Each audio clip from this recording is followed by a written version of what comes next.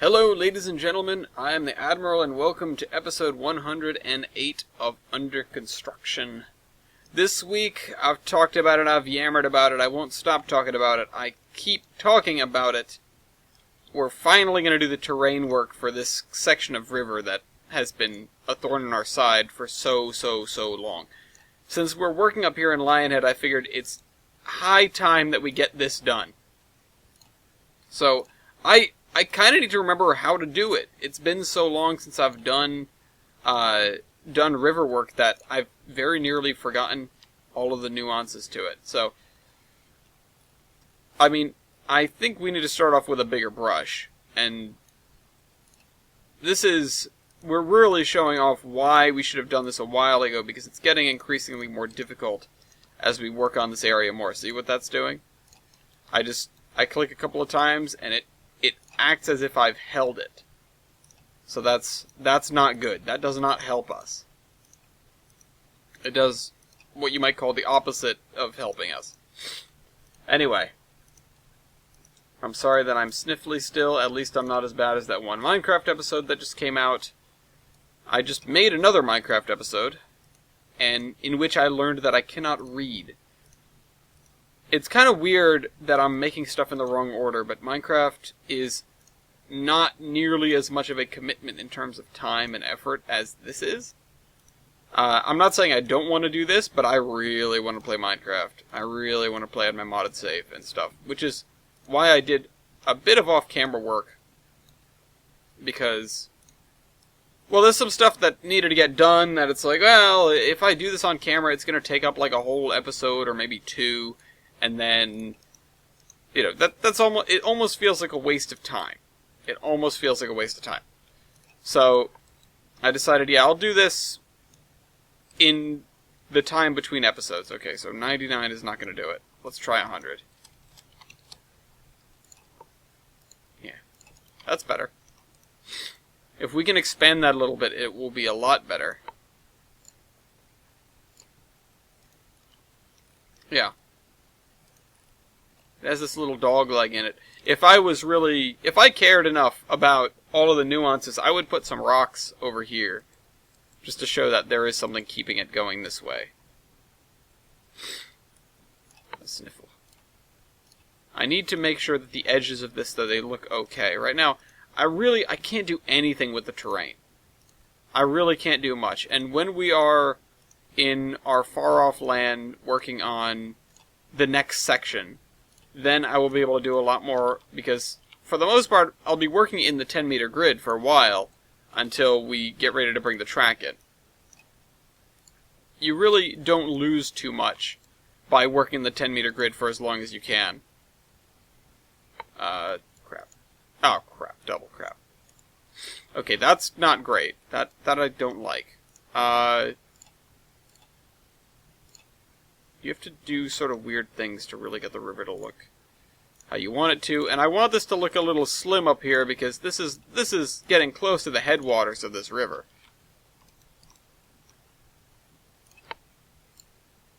Also, it's just whatever is coming out of the dam here. Also, we're kind of going in a straight line. That's not very rivery. At this point, it wouldn't really be dictated by anything except for the actual the geology around it, so it doesn't matter that much that it doesn't look super rivery, but it's something to care about.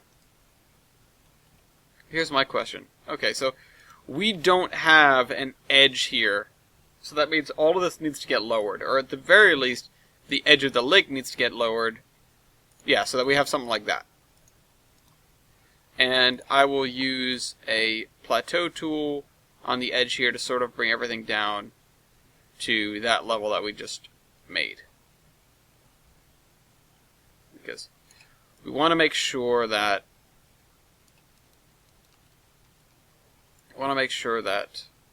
yeah, there we go.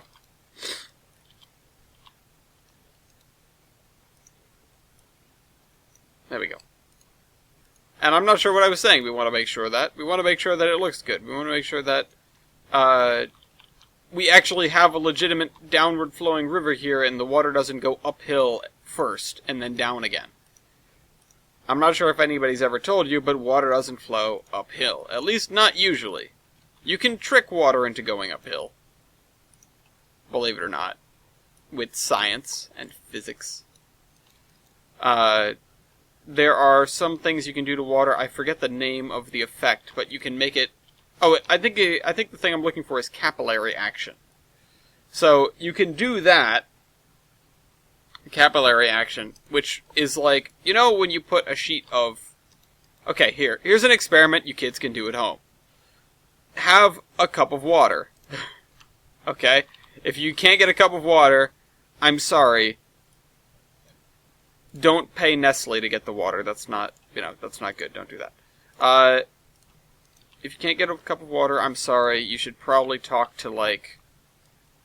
I don't know, who's a good group for that? Like, is it like UNESCO or something? Or like, I mean, I don't know, you need some help. Anyway, so get a glass of water, or a cup of water, if that's your preference. None of those bright red Solo cups, though. Everybody knows those are only for alcohol, and only for college parties. Roll up a paper towel. And then dip one end into the water. Not like all the way in, just hover it above the glass and lower it in until just the tip is in the water. Just the tip.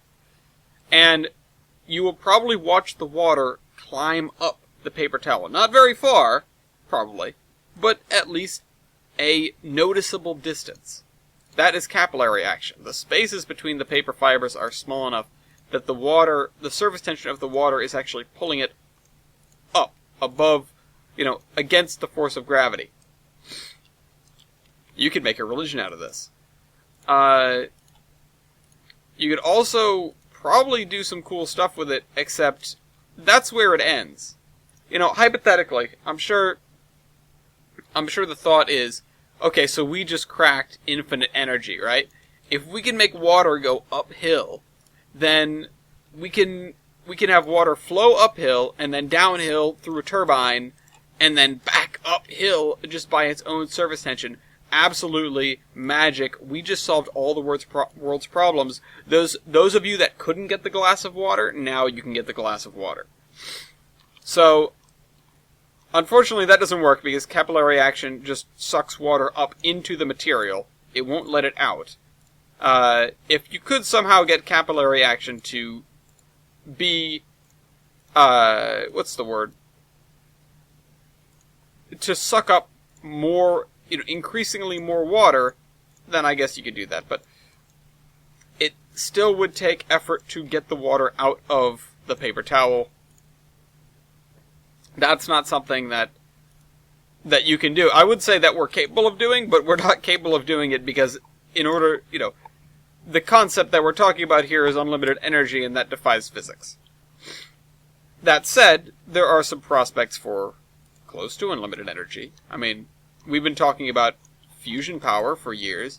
I mean, we have fission nuclear power. A lot of people are afraid of it.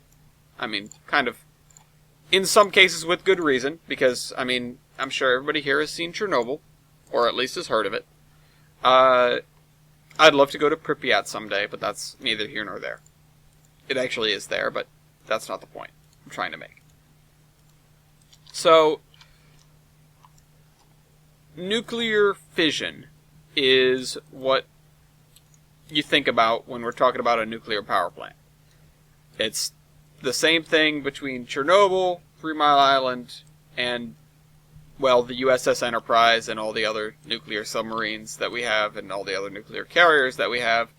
And, as well, some Soviet ships.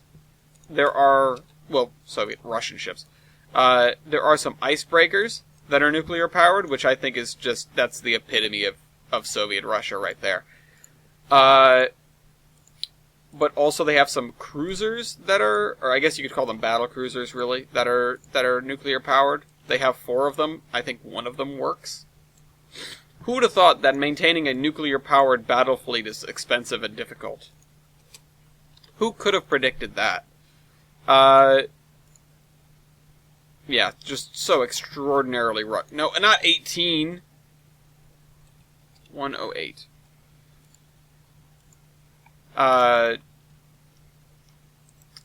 But now a lot of people, obviously, a lot of people will point to Chernobyl as a bad thing that can happen when you play around with nuclear power. They're right. The Soviets used a type of design of nuclear reactor that was inherently unstable. You know, when it started to go out of control, it would then continue to go out of control. And, you know, you pass a point of no return there. The reactor heats up, the reaction gets stronger, the reactor heats up more because the reaction is getting stronger, etc., etc., etc. I have watched way too many YouTube videos on Company Time about Chernobyl. I did never actually get to see the HBO series, although someday I'd like to watch it. Although Weibold saw it, and his reaction to it was kind of curious to me. It's like, oh, I just finished watching Chernobyl. And I was like, yeah, what'd you think? He goes, oh, communism is scary. And I was like, interesting takeaway. And, I mean, he's not wrong to an extent. It was again, I hate to pull the no true Scotsman on communism, but communism is an economic system, and the USSR was a dictatorship. That said, there were definitely contributions from the way that communism works into why the dictatorship was so powerful, blah, blah, blah, blah, blah. That's a conversation for another time. Point is, really, Chernobyl was predicated by a long line of people who really, really, really just wanted to make their superior happy. That inherently is the problem with Chernobyl. Or it was. I mean, aside from the faulty reactor design. But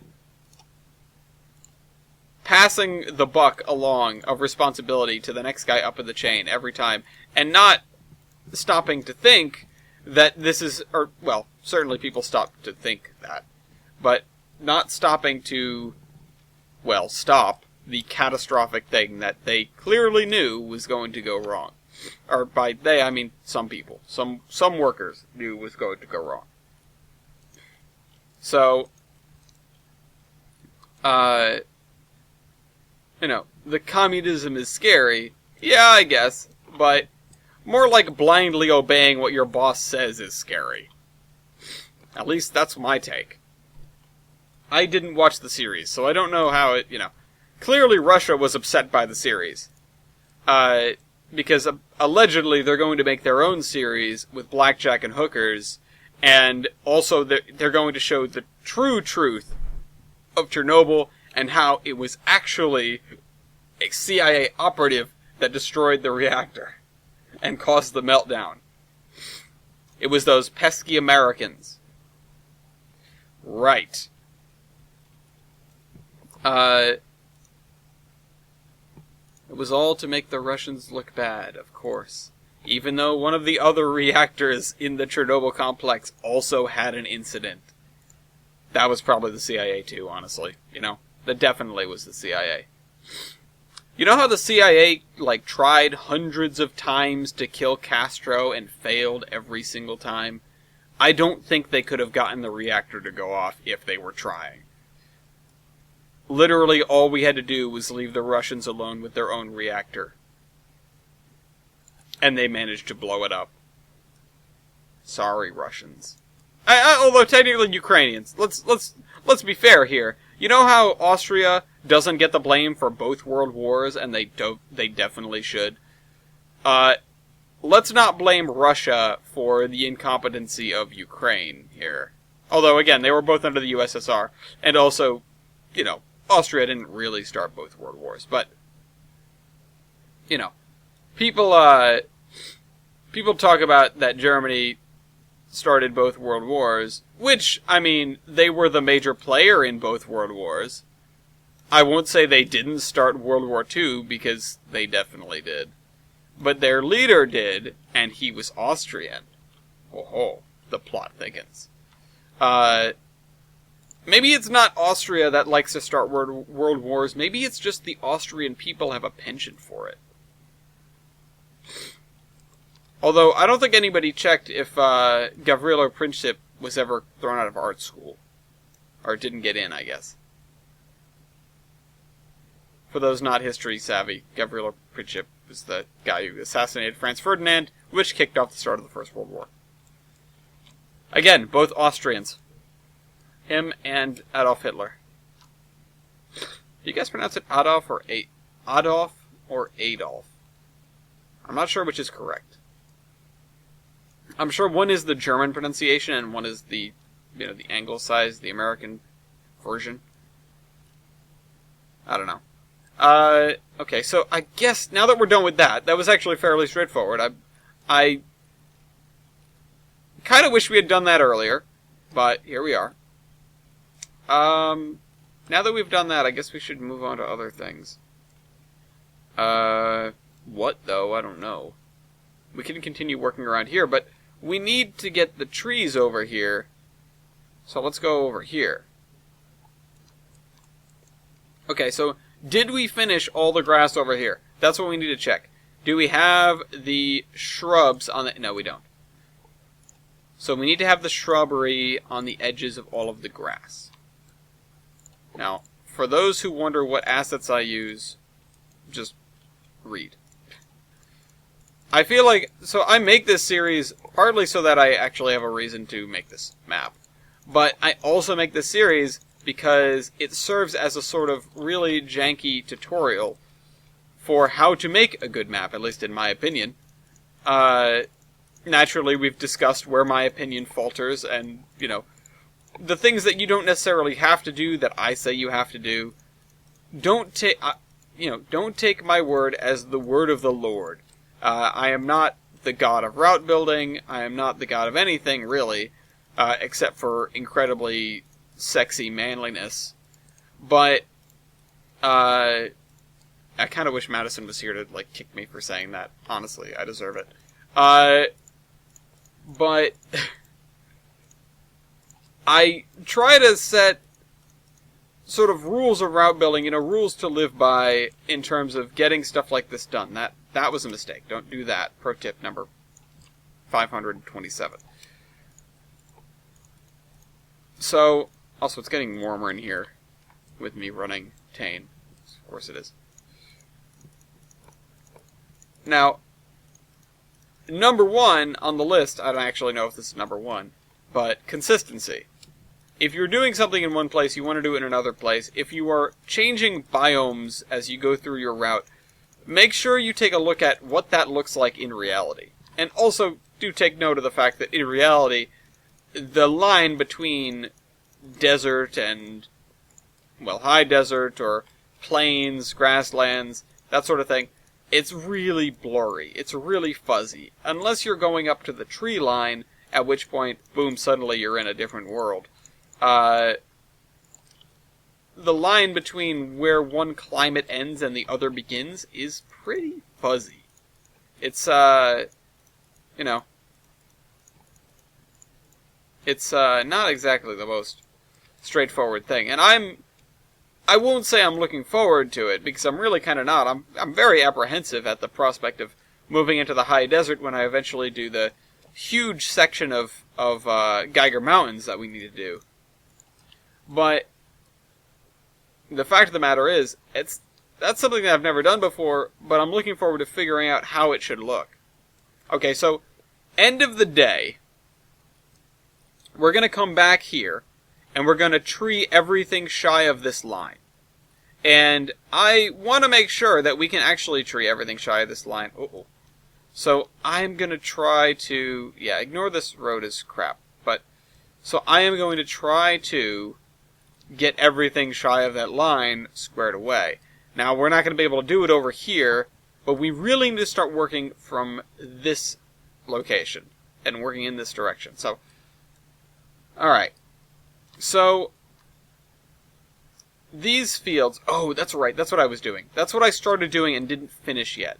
So, these fields, they are using a special grass. Now, wait until it pops in, and then you tell me what it looks like. Because we came across this grass, and I liked it for our purposes. And it is really subtle. You can't even see it when it's close to you, but you can see it when it's farther away, over there.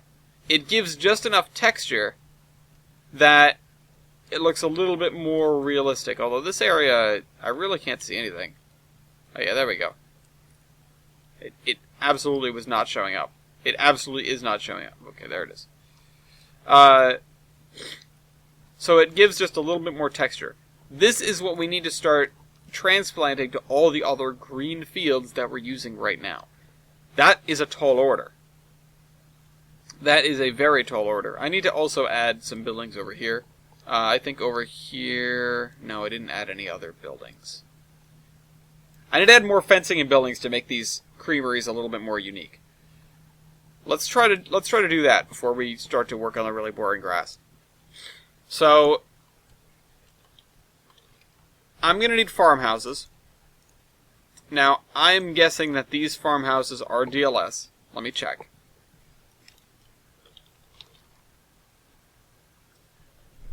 While that checks, let's look at a comment. Patrick the Fox says, "Hello, hi, Milky." Milky is in here, but, you know, if you want him to be, then good on you. I don't know.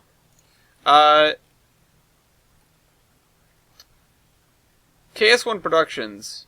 I'm not going to get into that yet. That's a comment that I'm really going to need to break down. Sorry, KS1. I will come back to you later. Let's see. Can we use these farmhouses? It looks like it. Farmhouse 6, 10, 20. Yeah. Okay, so I can use these. So, these are neat. These look a little British, but I'm pretty okay with that. Let's see. Where does this road come in? It comes in over there. So I'm probably going to want a dirt road that breaks off and comes to over here.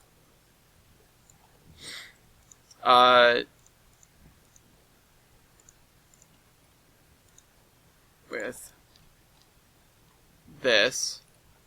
This is like a garage / stable. This is sort of reminiscent of something I've seen in Battlefield. In Battlefield 1. Just a farmhouse that looks similar to that. You know what? I think we need some more stuff here. Like, really, we need some more, Okay, so, I think we've expended everything called farmhouse. How about another barn? How about just farm? Okay, we've got some sheds. Holy cow, that's bigger than I thought it was going to be. That's a lot of shed. But we want to have some stuff over here so that it looks like these guys are just a little bit more...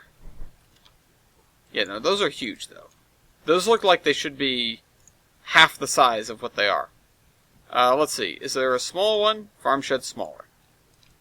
That is a little bit better, but really not that much better. Why is it so big?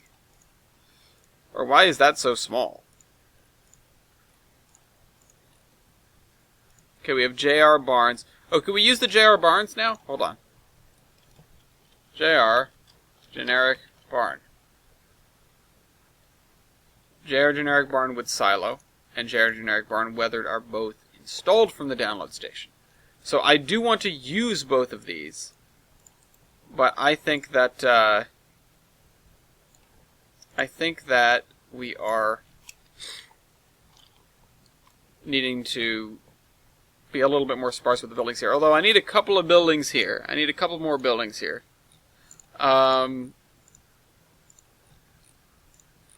Haystack, Toland Barn. This has snow on the roof. I kind of can't use that. And, I mean, the Rollins Pass stuff I can't use anyway. Farmhouse, number 1. See, now I need more... I do need more of a shed.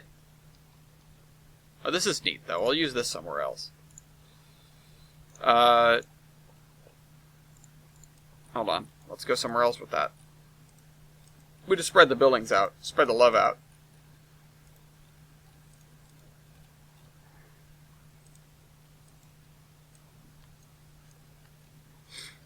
Yeah, I don't know what made me think that one building was going to be enough.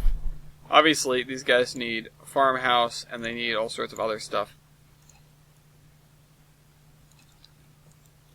Is this area flat? Something's telling me it's not. Okay, whatever, that looks good enough.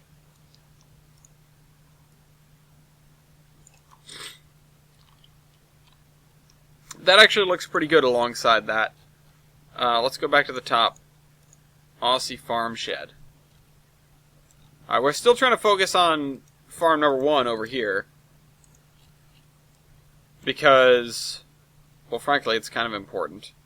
They're all important, but this is the one we're starting with. If we can get this one right, then we can get the other ones right. I think we're getting close on that other one that we just put down that row of buildings at. But that's because we got pretty lucky with that anyway. So let's put this here in front of these two closed windows. And, I mean, do we need another kind of shed? Because this could definitely be your ruined shed. It's in pieces. Or it could be being worked on. One or the other. These are definitely a lot of sheds.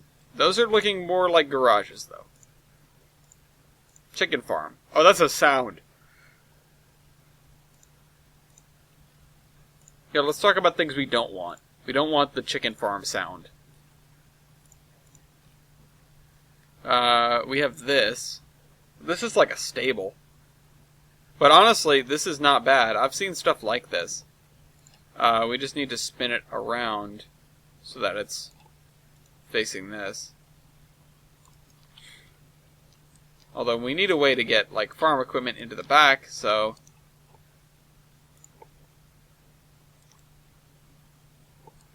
yeah, I was trying to make like a thoroughfare through here, but well, actually what we can do is move that over like that. We can have our road through here. We can have this area fenced in, and then this be on its own.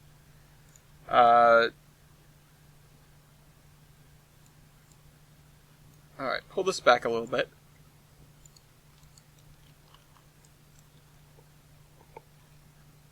What is this? What's in here, actually? This is all just boxes. Okay, so this, again, this looked like a stable to me. But apparently it's not. If I could hide the boxes, I would. Alright, so clear this, hide this. Actually, I shouldn't have cleared that. Okay, so we've got the buildings for one. I think this is fine. The only other thing I want, actually, I want one silo. Those are way too big. I know those are going to be way too big. I remember how big they are. GR grain silos. Generic barn with silo. You know what, let's replace that with this.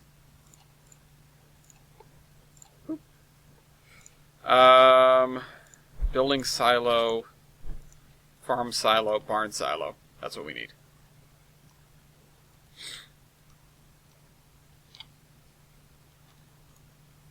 Also, I know this says Austin barn silo, but I thought it said autistic barn silo. Let's see. You know what? Actually, I'm going to rearrange some stuff. At least some stuff. It's in here. Move this shed to right there.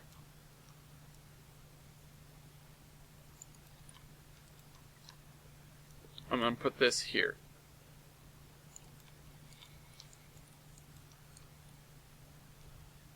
That looks better.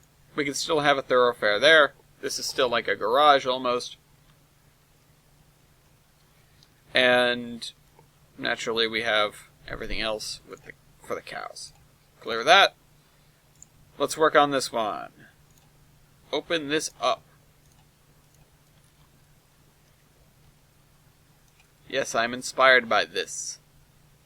Let's go grab the road that we were using in the other farm. Not you. I'm talking about practice. Oh, there you are. Give me this. Oh, this was for Oh. I was about to say, this is for this farm, and I was wondering where the buildings were. So we can totally make all this stuff, even if it's not creameries that have rail access. We can just make it all farms. And I'm thinking I'm going to do that. Okay, so there's our entrance. It's going to come in a straight line to there. Yep, that works. Although we need to... Okay, do that real quick. That's fine. Now, smooth that. There we go. There we go. Alright, we have another farm connected. We need to do fencing for this. So, let's see if we can find a gate that matches, but I don't want to spend too much time on a gate.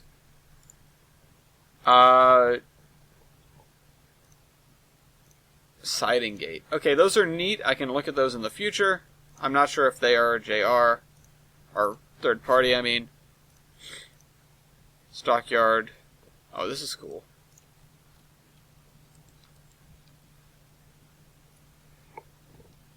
Well, that's pretty neat. Hold on, actually. Let me check something real quick with these, because if they are what I hope they do. Oh, yes. Oh, that's so good. That's so good. We might have to come back to this. That's from, I think, the Healesville route.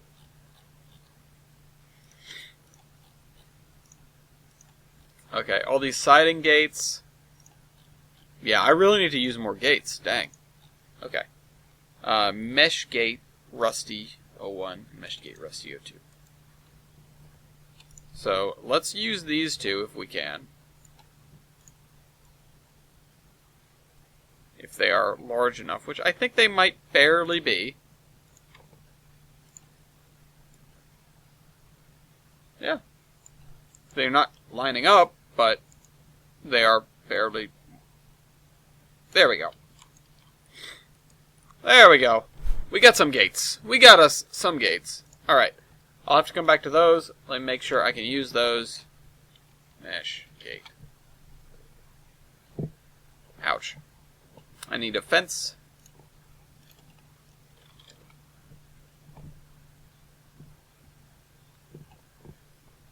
Although I can probably just use this fence. There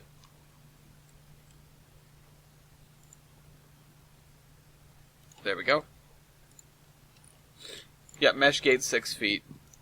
I can, in fact, use those. Good to hear, good to know.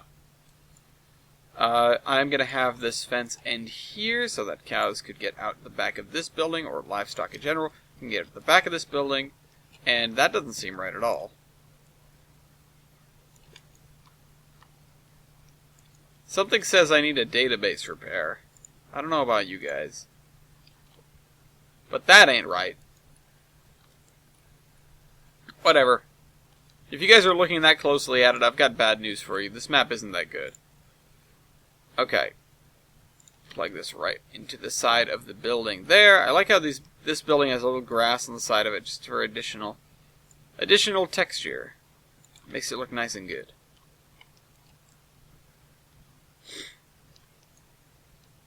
Alright. Now where do I want to do this? I guess right here. So right there. Whoops, wrong button. Right there to right there. There we go.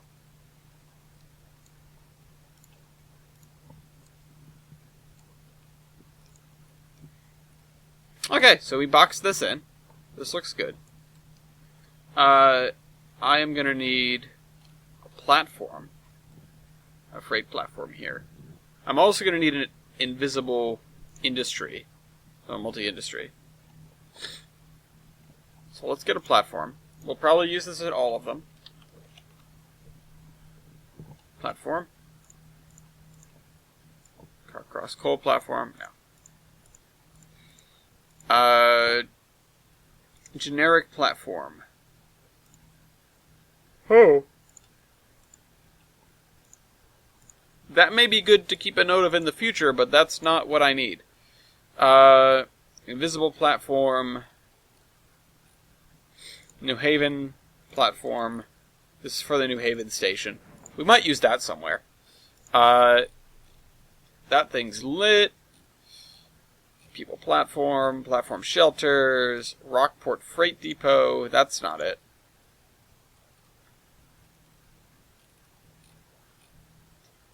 Teesside Platform Freight. That is what I'm talking about.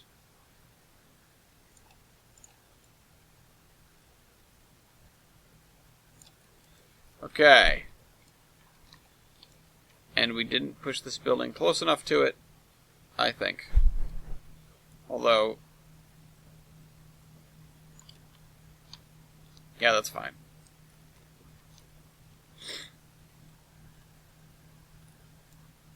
Alright. So, there's one done. Texture not included. I need to delete all of the grass blinds in here. Let me do this. It's going to hurt the view, but... oh, you know what? I left myself space. Good job, me. Past me was very forward-thinking. You can probably pinpoint the moment in that episode where I decided to do what I did. Also, this area, I guess I thought I would need more area for what I did, but I did not, so let's finish filling that in. Okay. So, next farm, excluding texture. This. Now, this area in between the two, I don't think I'm going to make into anything. I'm probably just going to leave it as trees. Which means that I need to get in here and do my grass and everything else before I start copy-pasting. That is a project that I need to embark on. What? Yeah, so I should just start moving this way. I should stop focusing on individual things and just start trying to move the chains, so to speak. If we can get closer to Mason Valley, and, I mean Mason's Landing, but Mason Valley, at the end of the day, that is a victory.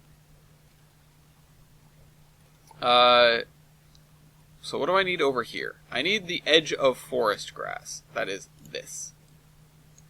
That's not grass. I'm in the texture menu. That's not grass. Grass. Gotcha. So,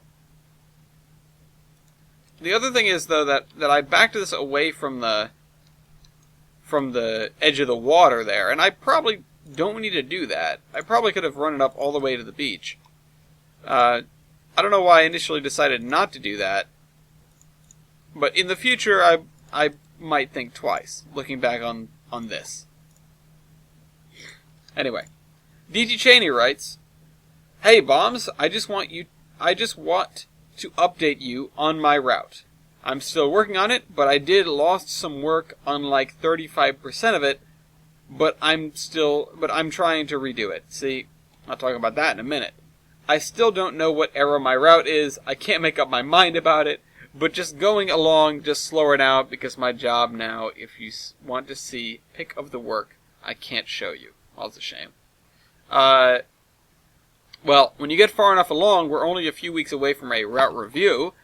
I have done plenty of work-in-progress routes. In fact, I think all of the ones I've done are work-in-progress routes, because, let's face it, it's never really done. I guess the Mattapoisett, Jader declared that done. I did say that there was more work to be done on it at some point, but I guess he called that done, so that counts as a finished route that I reviewed. It was a good route too. What's another one? What was the other thing? Oh yeah, backups. So, in the group, I think this is important. This is a good moment to talk about this. TBA, or Evangeline, as you may know him, recently bought 2019, and by recently I mean like yesterday, as of me recording this. So He is currently going through pains trying to move his assets over. He also got tired of Tane because it kept deleting stuff. And if you're working in Tane, DT, then trust me, we all know your pain. If you're working in 12, yeah, that does it too. In fact, I haven't heard about 19 doing it, but if 19 doesn't do it, it might be the first Trains version in recent memory that doesn't. Just randomly delete stuff and have heart attacks for no reason. So, anyway, there were 3 sort of rules that I pitched. I think they're important to mention. The first one is, in order to keep yourself from... Well, okay. Rule 0 is as follows. When you're going between Trains versions, take as little as possible with you. Take your payware, if you have to take it out of the old version.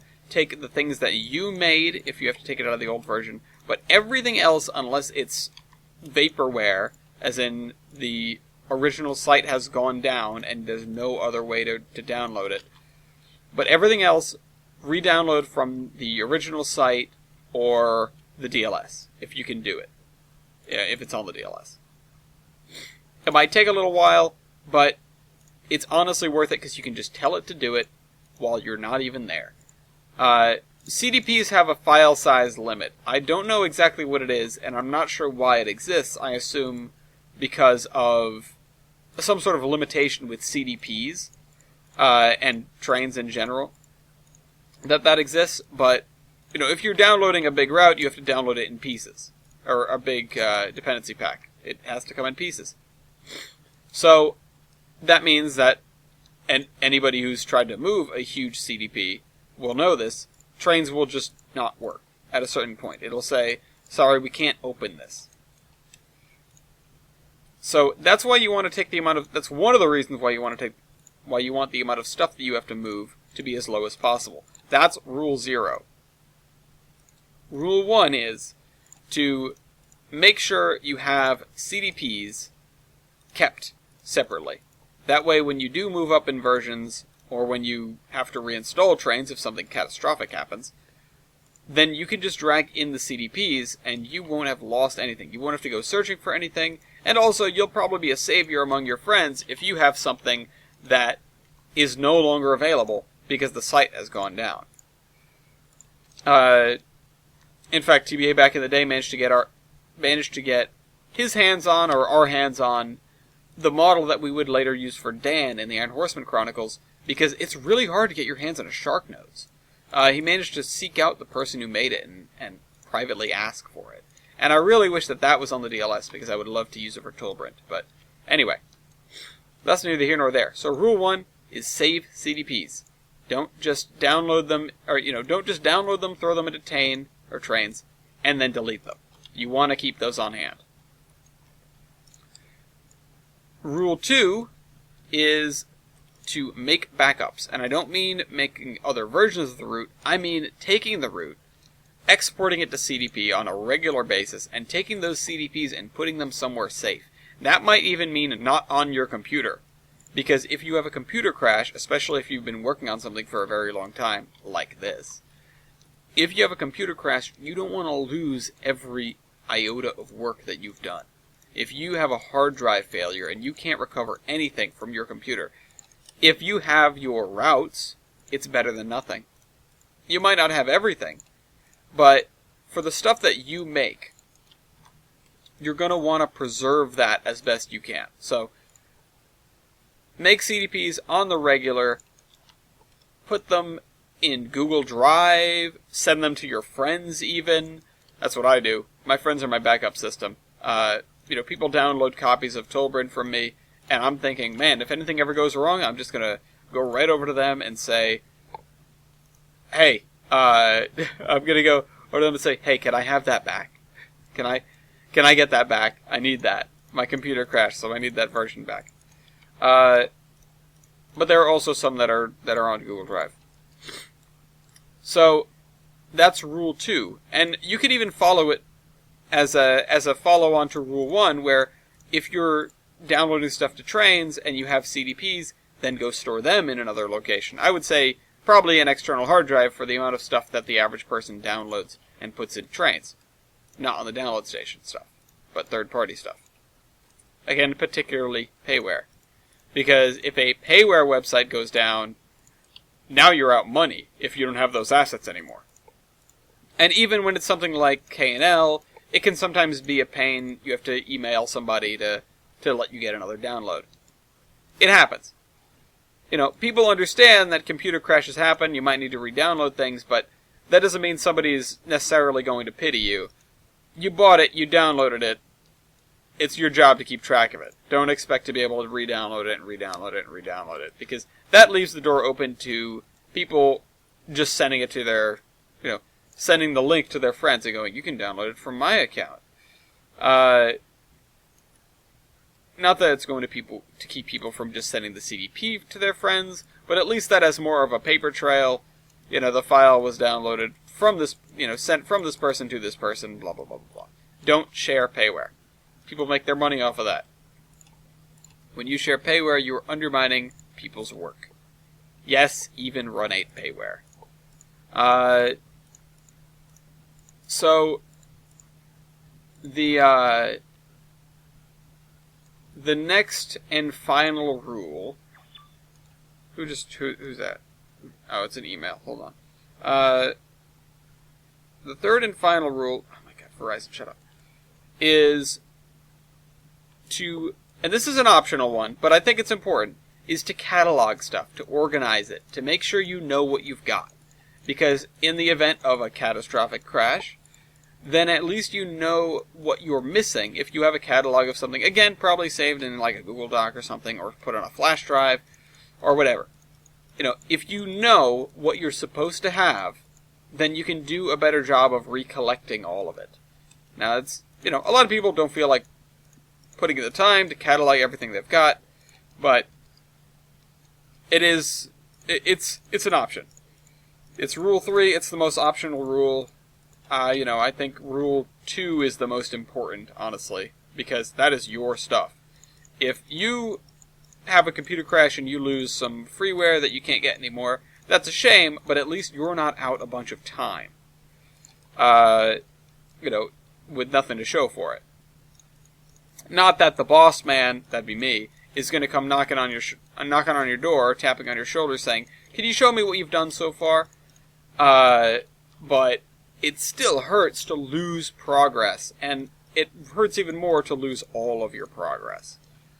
So even if you have a backup that's 2 weeks out of date and you've been working like mad, you still have something. You still have a place to rebuild from, and, I bet you that if... So let's think about it for a second, you and I, viewers and myself. If you were to lose a part of your route, what part would you want to lose? What part would you say... What part are you thinking, maybe I could do that better if I did it over again? I'm sure there's a part like that. But we don't want to lose our routes in the first place. We put our time and effort into them so that we get to play on them and get to show them off. So, follow the 3 rules, technically 4, and otherwise just enjoy yourself route building. Those are the rules of assets, the rules of asset management. What the heck was that? Oh, you know what? I need to mute both things. That makes sense. Okay, so the 3 rules of asset management. There you go. And maybe I should have those inscribed in stone or something. Maybe not. But, point is, you can do a lot to keep your train's data intact. If I were to crash and lose everything, yeah, I'd be out a lot of work, but I wouldn't be out all of my work. It is what it is. With the prevalence of cloud services these days, it makes it a lot easier too. So, DT, heed my words and make regular backups, because you don't want to lose your work again. I know how it feels to lose that kind of work and then just not want to go on. You don't want to put the effort in again. That's why I waited so long to do that stupid river. So, it is what it is. let's take another comment here in just a second once I finish with that there. Next comment. Let's pop this thing open. Brady Cure. Hey, Brady's back. Hey, Ellis. As you may remember, I was going to build a N-scale layout. Plans have changed. I'm now getting a new PC because it allows for more flexibility. Yeah, you never run out of room in Tane. Specs Ryzen 7 1700, GTX 1050, 16 gigabytes RAM, and I assume you mean gigabyte, not mg, milligram. 530 mg SSD.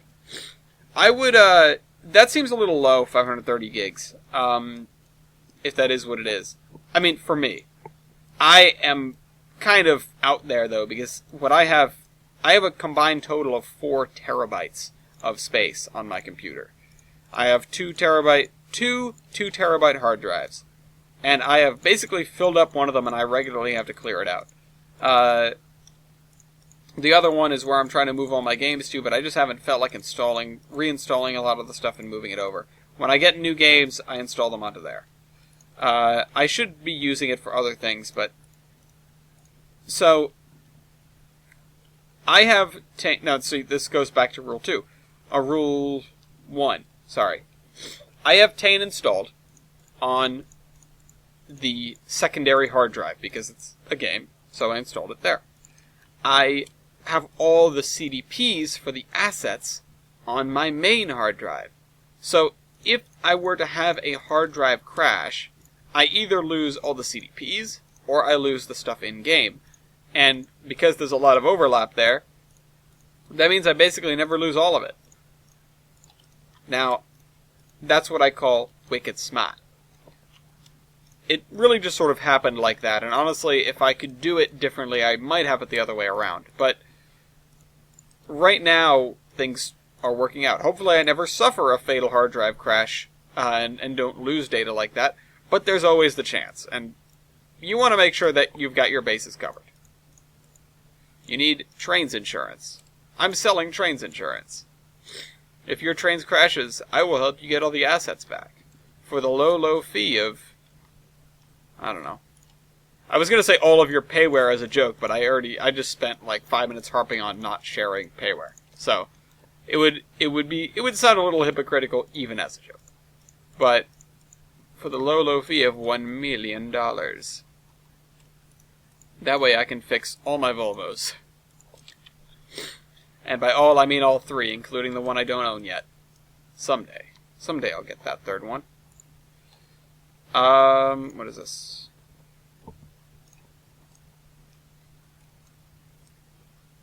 So, you know how last week we had that episode where I had a bunch of people on? That was a fun one, and I'll probably repeat that again someday. But I realized that a long time ago, in order to make my ears not bleed, I turned down the train's volume to 40.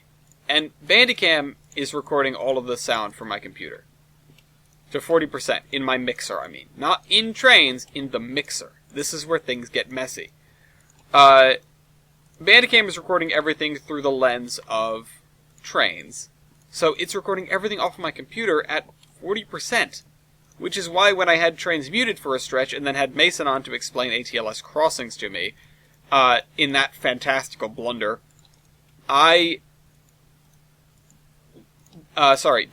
did not record any of Mason's voice at all. So, that was a mistake. That was solely because of the fact that Trains was at 0% volume, or muted, which is the same thing, of course. But, and, therefore, Bandicam wasn't picking up any sounds from the computer at all. I don't know why that's the way it works, but it is the way it works. So, I sort of need to keep an eye on that. And I noticed that during the episode last week,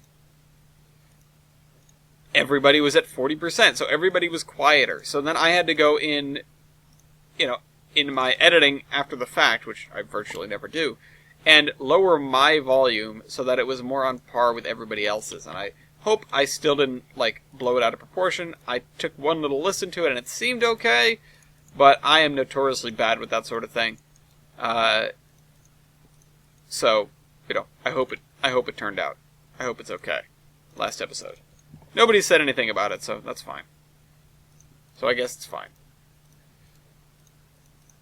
So I guess we're just going to try to work along the railroad here. You know, so I also figured out... Okay, so Discord gripe time. Aside from the issues that came up with the past couple of days, if you guys use Discord, you'll know that there was sort of a... some sort of outage, if I recall correctly. I wasn't really around for it, but somebody was saying they couldn't get in, and whatever. Anyway. I realized, of course I realized this a while ago, but it didn't become relevant until very recently, that you can't deafen yourself and not mute yourself. If you are in a thing and you want everybody else to shut up, I can't take that phone call. If you're in a thing and you want everybody else to shut up, but you want them to still be able to hear you, for example, you're, like, doing a stream, and you're basically just broadcasting to people, but you don't want to hear anybody. You can't deafen yourself, or you don't want to mute yourself, rather, because then other people can't hear you, but you do want to deafen everybody else, or deafen yourself so you mute everybody else. And muting everybody else, especially as people are coming and going, is sometimes really difficult to do and kind of ineffective. So, that comes back around to the mixer thing. I went into the mixer and I muted it. I muted Discord so that I could do that. Now, that seems to be fairly effective. Hopefully I'll remember that I did that. But, you know, when the time comes that I am trying to talk to somebody, and it's like, why can't I hear you? You know, this is weird. Something's gone wrong. It's because you muted him, idiot.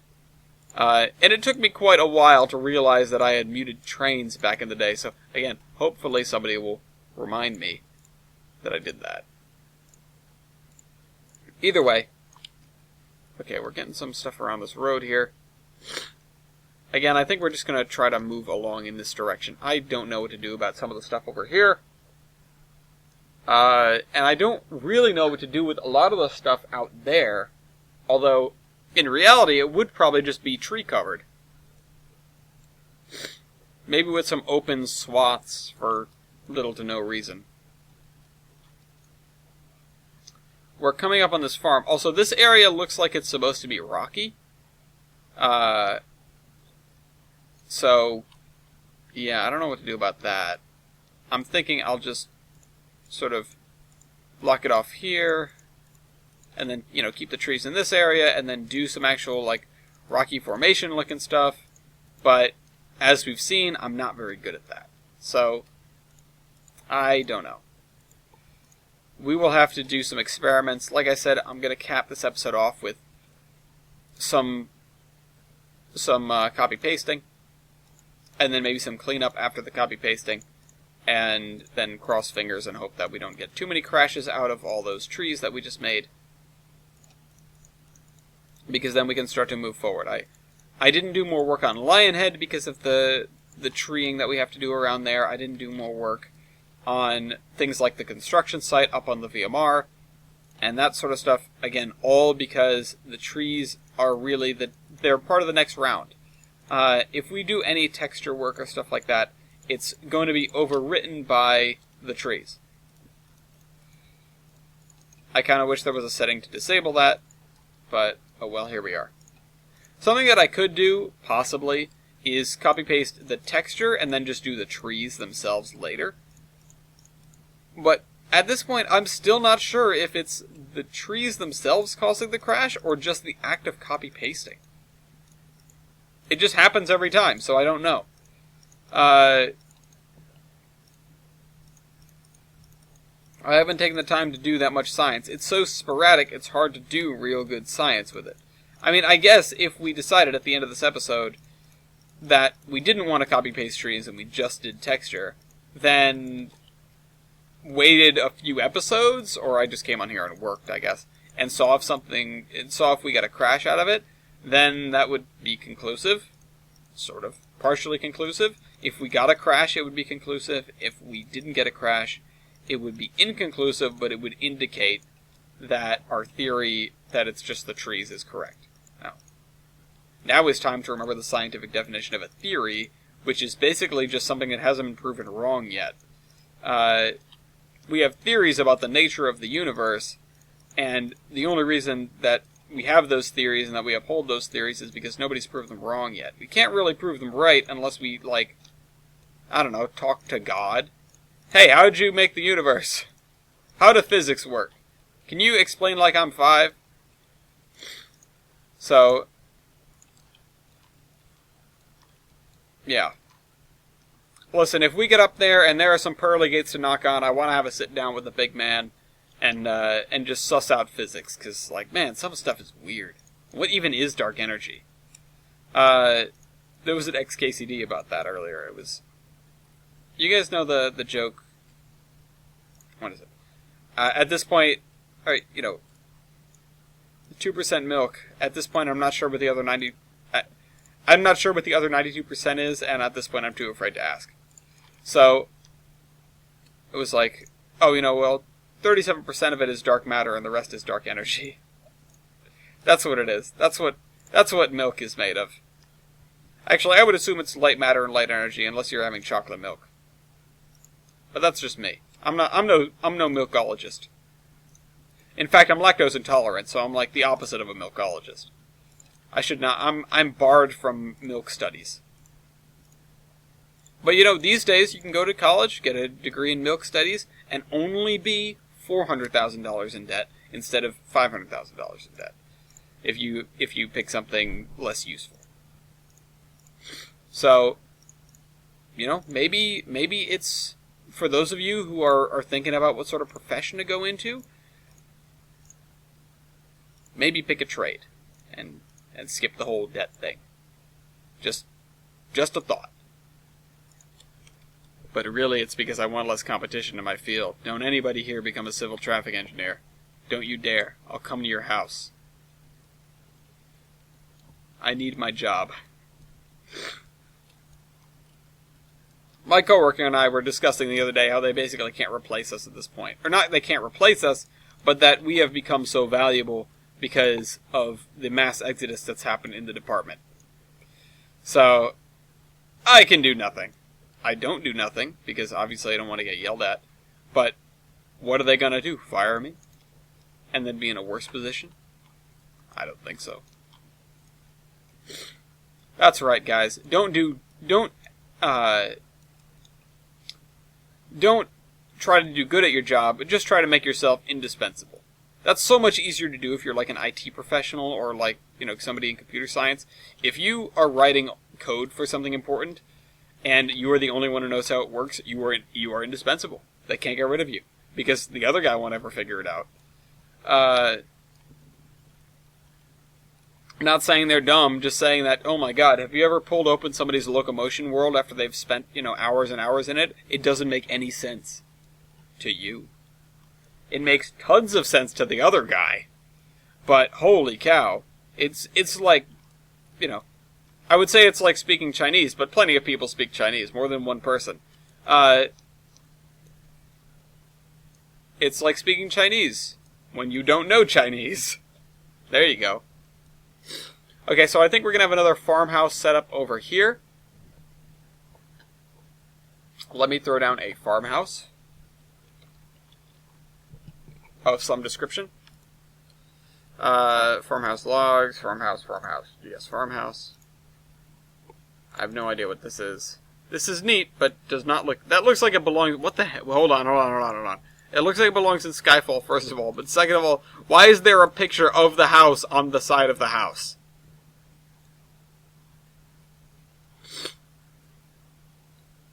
Hold on.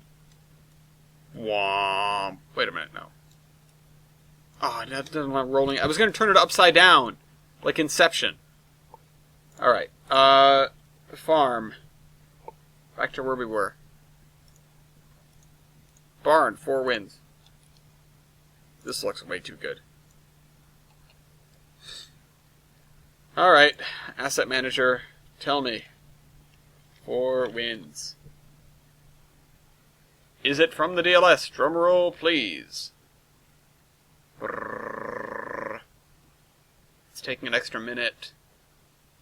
Holy crap, it is. Okay, we can totally use it. We're totally going to use it. And I would even put a siding for it if I wanted to, but I think I'll leave, like, the remnants of a siding for it. Building farm silo. So that, I think we're using up there. Farmhouse. We've got some farm sheds. We've got all these Aussie farm sheds. Okay, so here's what we're going to do. I'm going to grab this height. I like how it's 7.25, that's it. I'm going to level this area here up to the point where it starts raising stuff.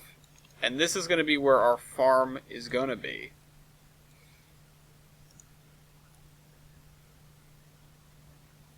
And I need to smooth out the other edges of this hill so that the animals, whatever they are, they can get down the hill. If we're doing animals. I mean, I'm going to take it easy and do mostly grazing land with this, so yeah, it's all going to be animals. It's just, we may not be doing, whatchamacallit? We may not be doing, oh crap, dairy cows, and instead having other cows, cows for meat.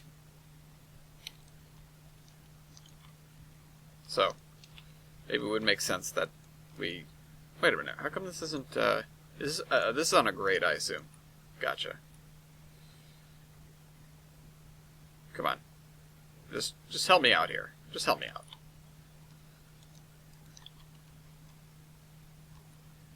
Yeah, no, I'm not liking this.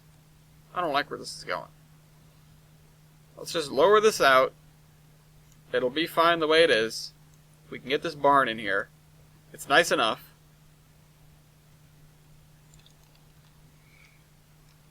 We have a sort of quasi-cliff over here, which is not really good, but...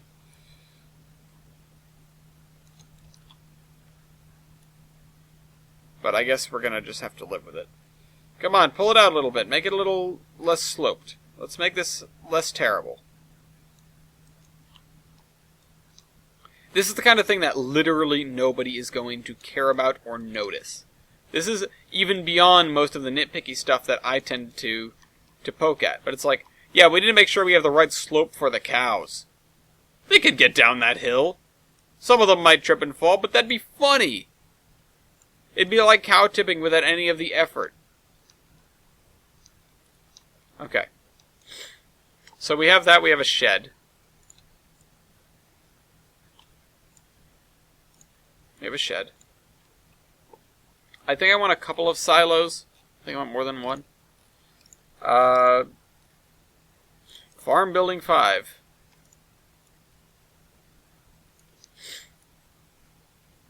Yeah, no, I don't think that's good. Maybe if we had a much larger farm.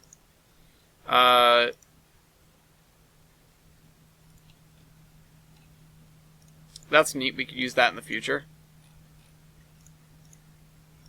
Farmer arms folded. So something that I'm avoiding lately is the, or not lately, but just in this map, is the people. It's too much detail. I mean, I like having people. I think it's neat to have people. But by and large, I'm just not sure they're necessary. They are at too micro a level for what we're doing. At least I think so. Okay, this is neat. But terrible. Like, that's really, really low poly. Okay, this we could use somewhere, but holy cow, that's like a, that building is definitely for a crop farm and not for anything else.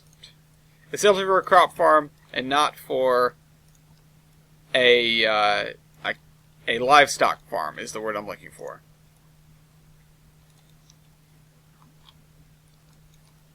Okay, so if I do this, and I can have people pull up in front here. Yeah, you know what? And I'll squeeze this way, and we will show the remnants of the track. Okay, so let's go and grab the track that we used up at Asbury Ranch. Is this it? Yeah. This is what I'm looking for. This is what I'm trying to do.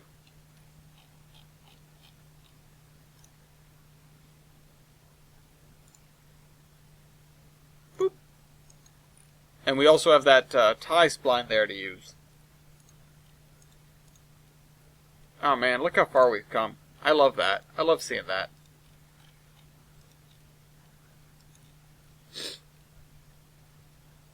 Anyway, let's look at so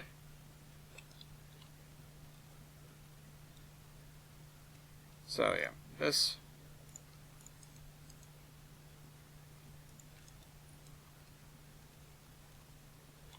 And we'll actually sink these guys into the ground a little bit so that it looks even more worn down. Come on, down a little bit.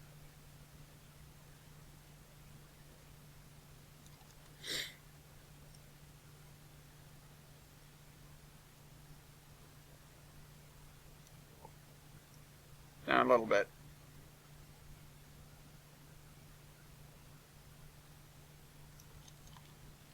Yeah. Okay, so this track, this is going to be like, you know, this served the farm, past tense, and now it really doesn't. Also, I need to not use that as a... Okay, that's even better, actually. Just rails sticking out of the ground? Yeah, that's better. In fact, I think if I can keep it at that height, I'll continue it all the way to here. Just lower the end so that you can't see it underneath the ballast of the track that we're already using.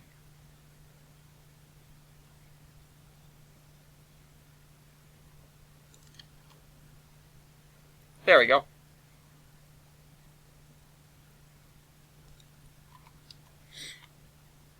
Didn't even move it out of the way. So, I want a couple of silos. Not anything extravagant, just some silos. Silo complex. Silo 6. Holy cow.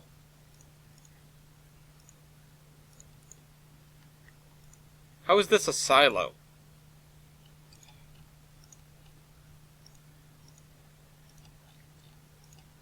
Building silo. Green silo, holy cow.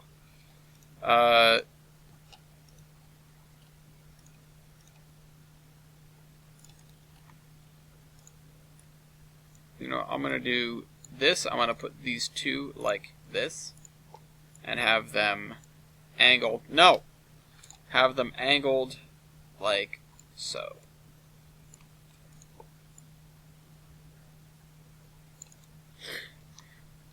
And I want some sort of small shed over here.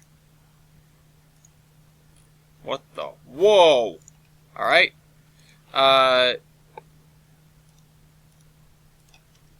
Shed. Like a farm shed. Aussie farm shed. But honestly, I will stick with this. This is fine.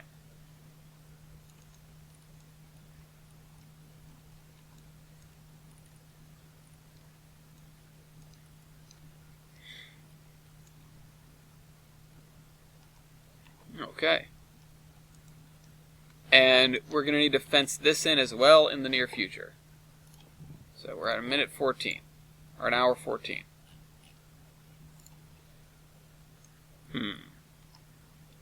What's next? So, hide this. I mean, I guess the fencing is next. Also, I should probably straighten this out.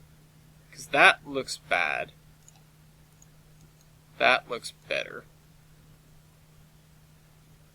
That looks now much worse. But honestly, it's fence. It doesn't necessarily go in the straightest of lines. So let's try to fence in this. Let's fence in these guys. So let's come out here to where that track ended, past tense. Well, it still ends there, but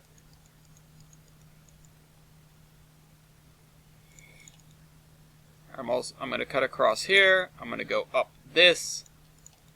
I'm going to cut across this. And then I'm not sure if I'm going to go into this triangle at all. So I'll take the fence down the hill. I'll take it beside the cliff.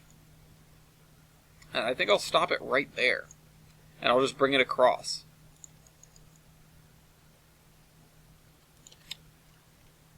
You know, Farmer didn't feel like dealing with this corner. Alright, so let's take a look at the fence we just built. It's kind of ridiculous.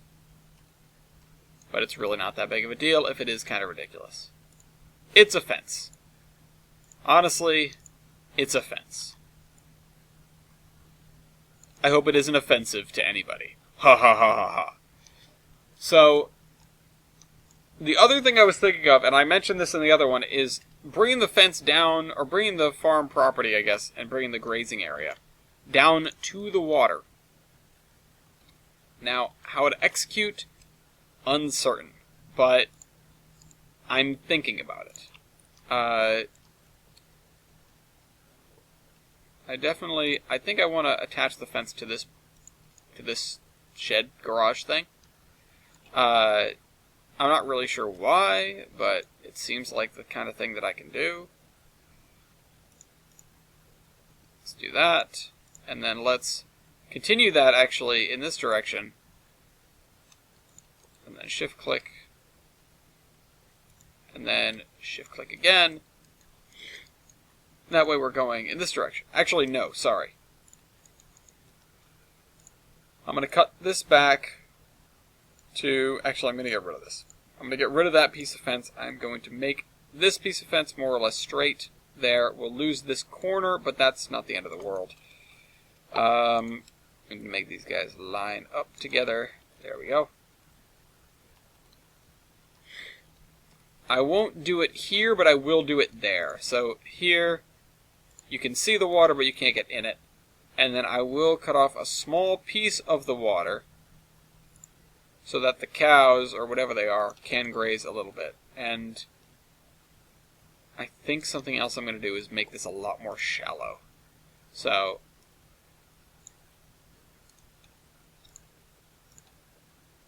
you know, right there.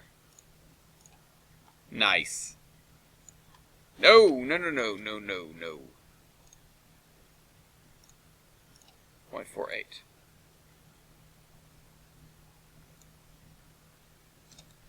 How about that? That looks better. It looks really crap over here, but it looks better at the part that actually matters.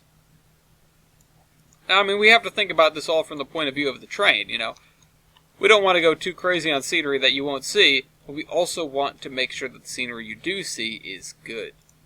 And, I mean, we can't necessarily predict where everyone's going to be looking at all times, but we can definitely make sure that no matter where you're looking, you get to see at least a couple cool things.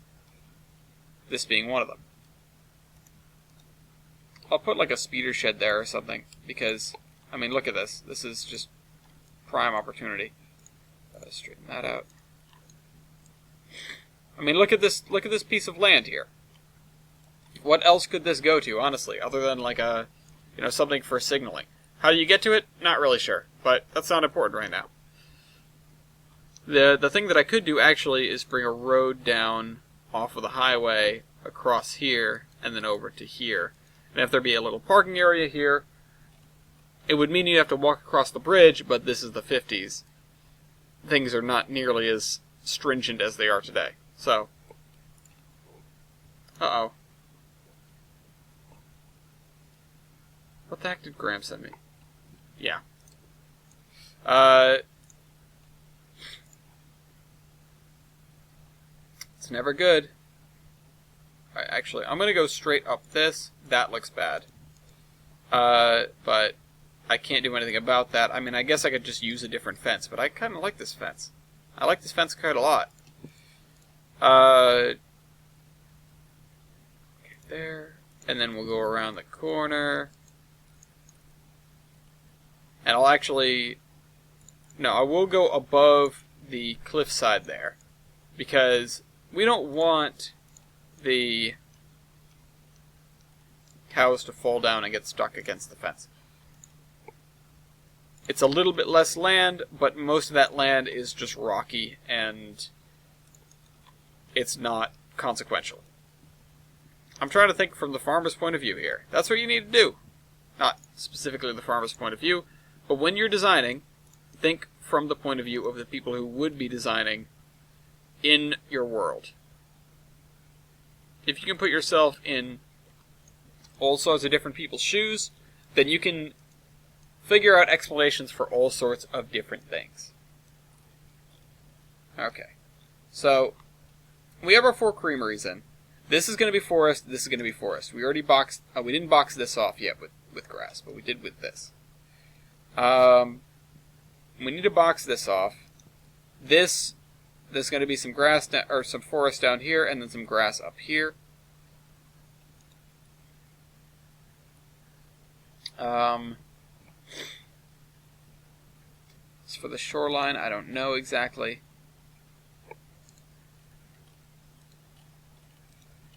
The other thing is, we should take a look at this area here. So this is all done. This has got the copy pasted in. So the only thing we have left to do is do the edging on the highway. Now it does make it kind of difficult the way the highway is, because it doesn't look very good. We have to make good with what we've got, but it's not impossible.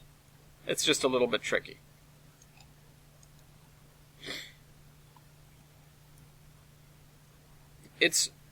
In general, it's okay if we can see a little grid from the map. Because, yeah, I mean, you see that. You don't necessarily know what it is. Especially if it's grid under the area where the highway is, because, I mean, maybe you're just seeing pavement from space. You aren't. You know that as a trains user, but maybe you are. I don't know. Who knows? But yeah, this is what we have to do. We have to come in here, we have to make sure we can't see any more grid. This... Oh, no! This is one of the last steps to this area here. You know, this gets us all the way to about over here, and that means this is done, which means that basically a line, this line is complete. It doesn't have this chunk missing out of it. We also need to do over here, which we just did the grass work on, and so that'll be one of the areas we touch with trees later in this episode. And by later, I mean like in 10 minutes. Speaking of which. Okay, so KS1 Productions started a bit of a conversation. Hey man, it's been a long time since I last left a comment, and I need to get up to speed on the series, so this may or may not have asked before, but will the engine we saw in the time-lapse be reskinned into a GERR, VMR, and ZNS engine? So that, for the record, that engine that we saw in the time-lapse is a Ben Neal 260. So, that isn't going to help, because it's going to give us that. But it is a Ben Neal 260. Honestly, I should just go get it, but let's see. Can I do this? Because that doesn't necessarily work sometimes. Yeah, no, it really doesn't help. Arcade and Attica. A bunch of Arcade and Attica stuff, but this is all the same engine. This is all the same engine. It is all on the download station, to my knowledge. I think all the parts are there. But this is the engine. Not the exact one, but it's the model. So, oh, yeah, here we are. Baldwin 260 modder. This is the Ben Neal engine that we use for the, that was in the time-lapse. Will this ever be reskinned? I don't know. I'm not sure if we can use it, actually. I'm not sure if all the assets are on the download station. We made this for the Iron Horseman. Let me check real quick. So, this is Baldwin Modern. So I'll try to answer this question right now instead of just putting it off and hoping that maybe an answer comes out of the blue.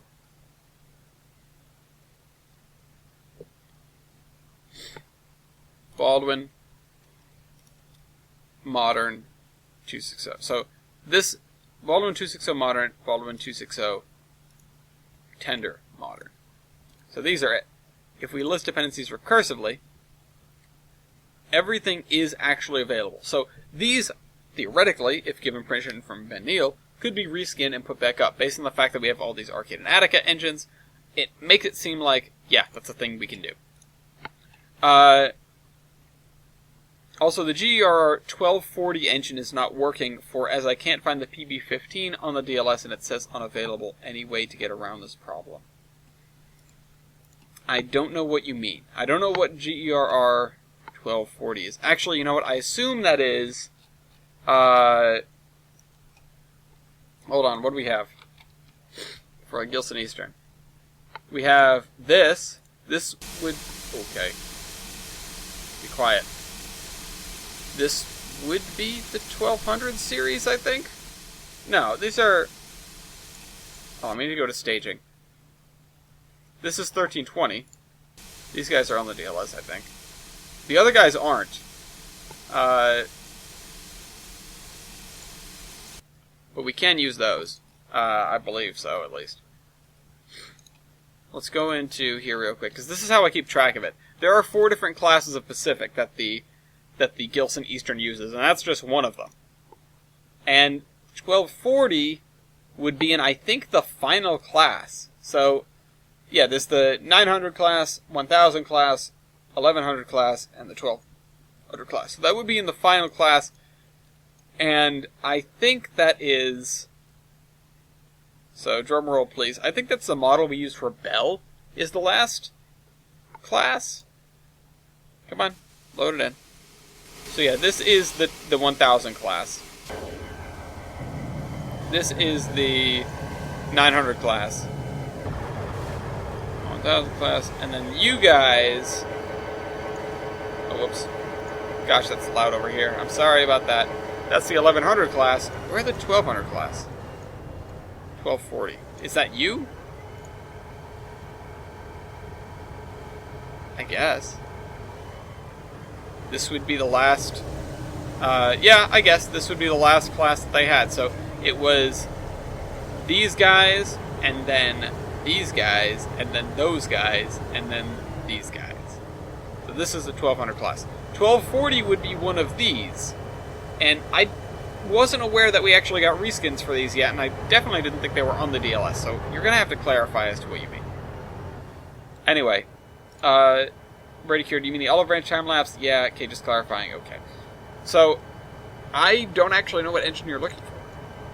I would help you if I could. Anything that goes on the DLS under the header toll print should theoretically be good, as in all of its assets should be on the DLS, or else I would have said no to using it in the first place. So, I don't know. I don't know what happened to it. I don't know why you're missing that part. I would help you if I could. I will... If anybody knows what engine he is talking about, GR 1240, I assume it's a Pacific, based on the numbering scheme of the Gilson Eastern. But I didn't think we had reskins of that Pacific yet. I certainly wasn't aware of them. Or I certainly haven't downloaded them, rather. Maybe I was aware of them at some point in the past. There have been reskins that have sort of come and gone, you know, we thought they were going to be something, and then I never got around to looking at them, or whatever. I finally got around to looking at some of the reskins that Trainman 05, Matthew Bacon, has been doing for me. Most of which are fantastic. There are some things that I made comments on, but for the most part, I'm loving them. Honestly. So, yeah, I'm pretty happy with the reskin project thus far. Wish we had more manpower. I wish I had more time so that I could work on some of the stuff myself, but unfortunately that isn't happening. There are too many other things for me to work on, including the map itself. So, that's my deal with everybody else, everyone that watches these things. If you want to participate in the Total Reskin project, this is me doing my part. And I very much appreciate any input, any reskins, any assistance that comes in the form of comments or anything like that. I really, really do. Without it, I would not be nearly as dedicated, because it's nice to see Tollbrand stuff rolling around on my Tollbrand map.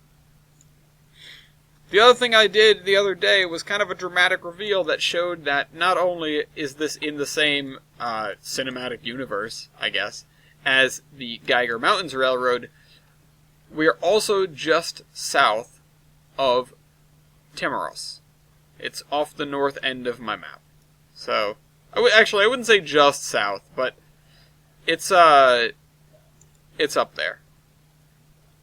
Stuff can go to Timmeros. So if anybody was wanting to reskin things for the Timmeros Vale and Anaconda, they also wouldn't be out of place on this map. I mean, freight cars. Not necessarily locomotives, but freight cars.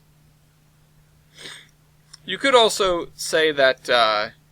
so I never nailed down the history of the TV and ARR. It was a massive conglomerate, had a monopoly in its area, blah, blah, blah, blah, blah. It, in reality, probably wouldn't have done. It would have had some competition, and one of the railroads in the area is the new DMAG, Timmeros, and Akron, which also, I don't think goes to Timmeros. It would go to Anaconda, but the NDA&A sounds worse than the NDT&A, mostly because of the TNA part. So, I think I'm going to continue including Timmeros in the name of that, even if I can't work out a way that makes it go to Timmeros. So, effectively, the line north past Jefferson will go, or would go, not will, but would, if I decided to build it, go to Timmeros, and would be the part of the Timmeros, Vale, and Anaconda that we all know and love from a long, long time ago, that map that I designed and started working on. Oh boy. Brings back memories of great mistakes. No more great mistakes, only little ones. Alright, so we have to finish up with doing the texture work over here, and then doing the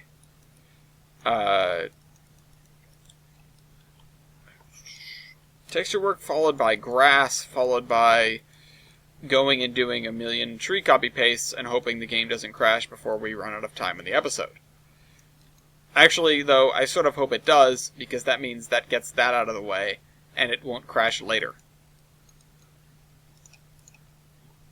So, anyway.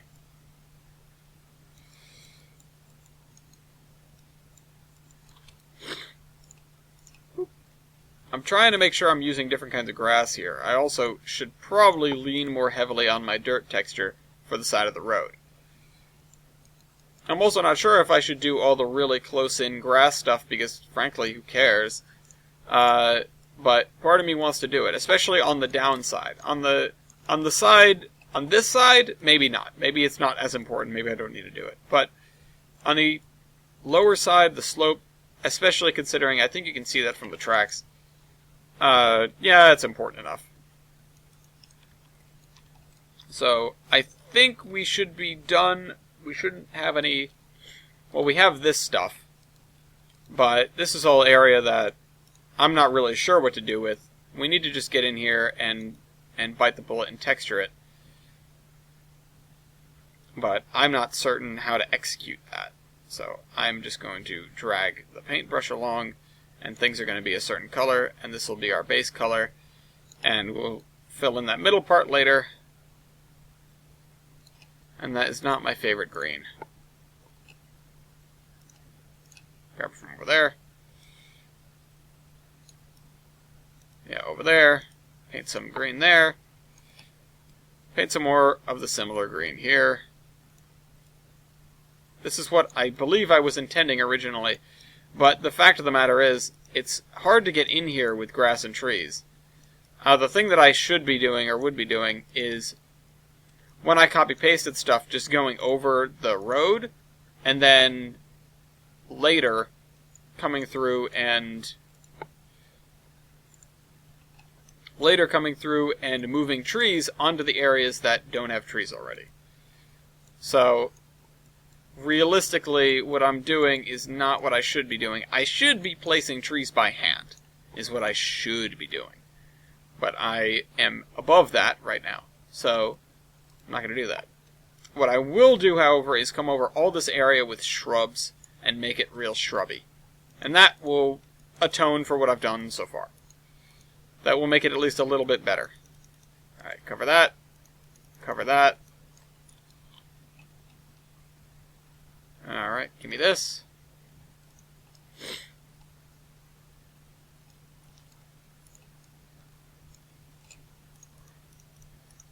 Okay. We are actually missing one spot right over there. So, we will have to go and do that in just a second. But this, you can see here. This, turn that radius down all the way. Put this over there. Just a little spot of bright green hidden in there. Oh, you know, we missed more than one spot. So, we might have to come over here with copy paste with a much finer copy paste of trees and get that area. So, yeah. The other thing I can do, actually, you know what? Actually, let's do this. So, if I'm going to come back here and copy paste stuff, then I can steal trees from right here to use over here. So, we will fill in the gaps that we are creating with other trees.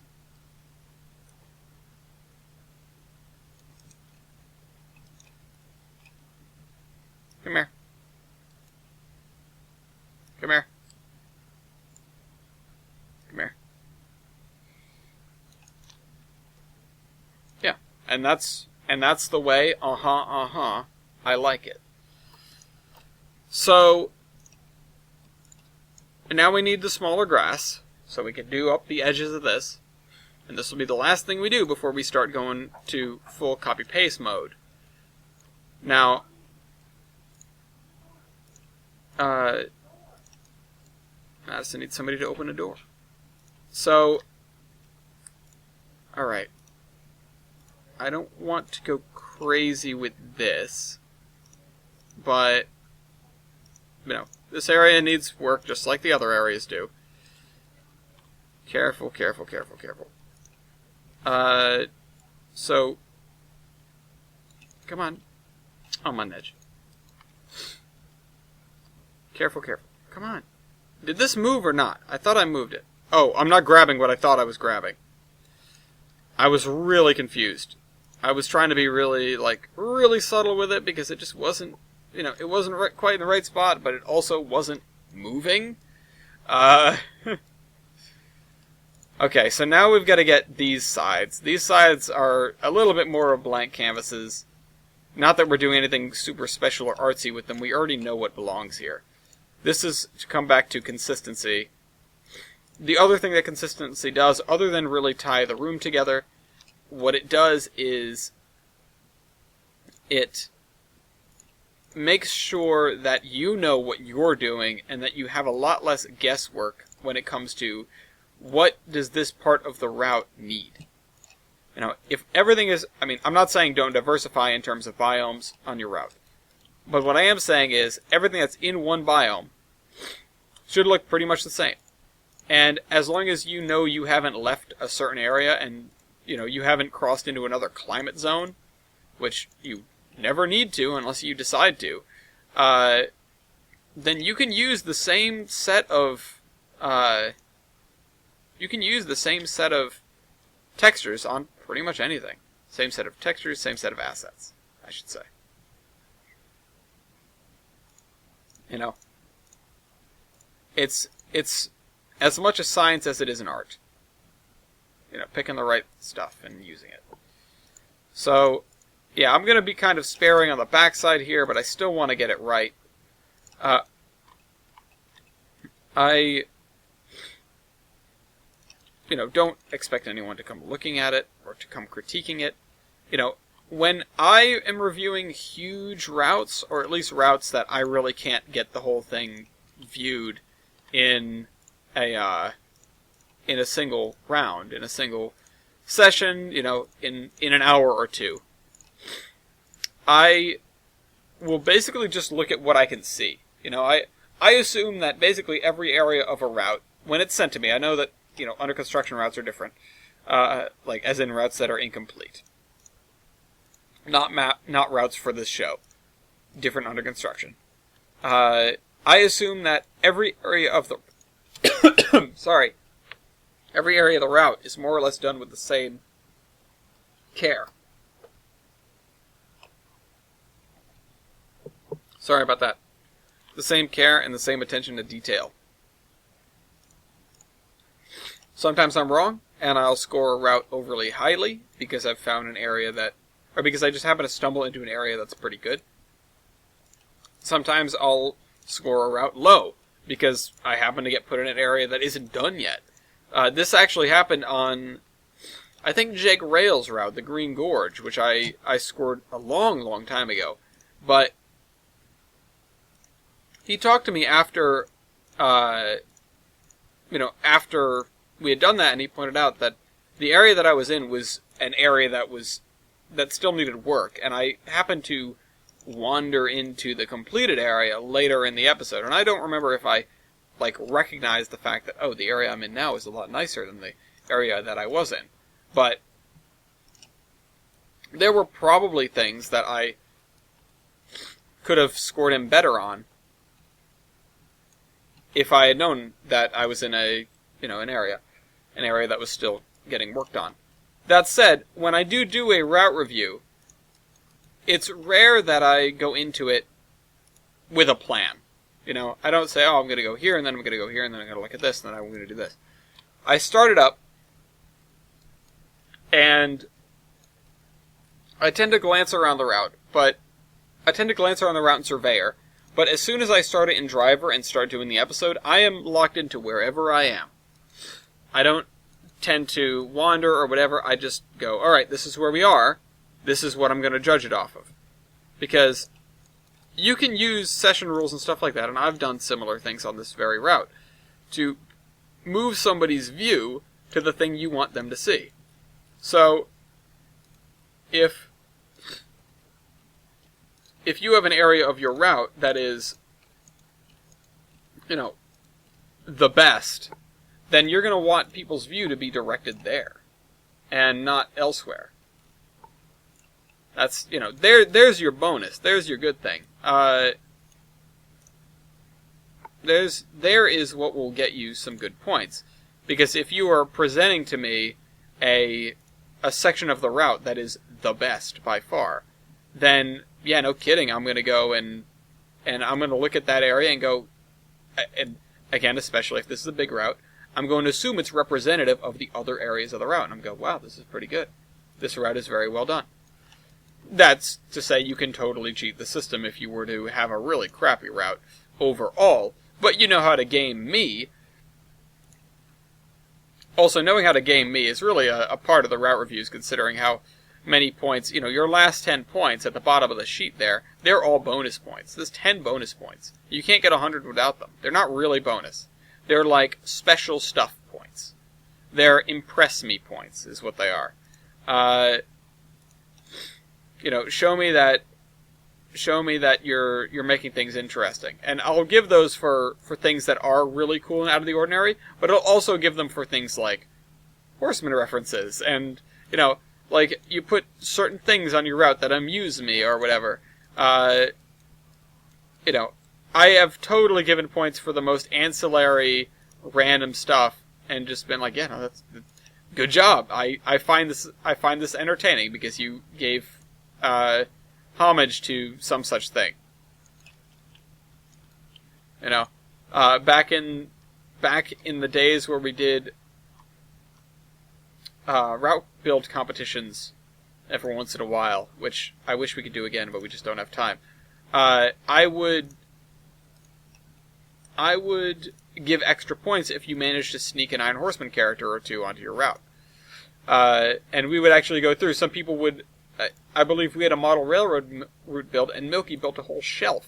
He built a shelf, and he put a bunch of characters on it. And he was like, here's this person, and this person, and this person. And I'm like, well done, Milky. You know how to play the game. I don't remember what he ended up getting on that. That was a fun one, though, the model railroad route build. That, I think... Yeah, Weibold scored extremely highly on a one-tile route, which was super impressive. Oh, crap.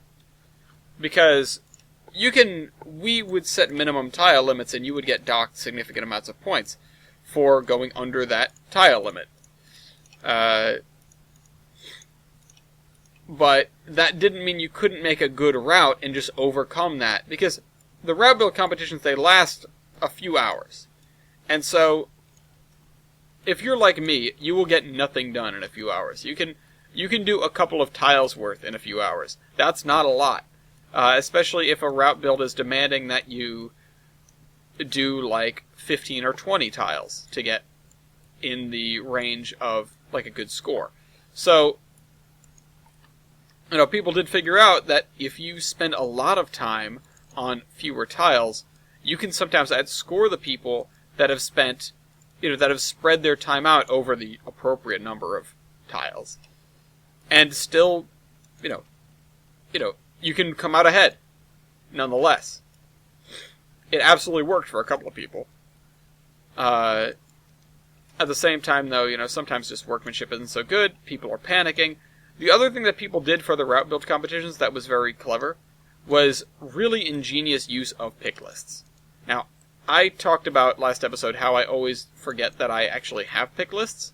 And, I have put stuff in them and then neglect to use them. But people would prep for route build competitions, and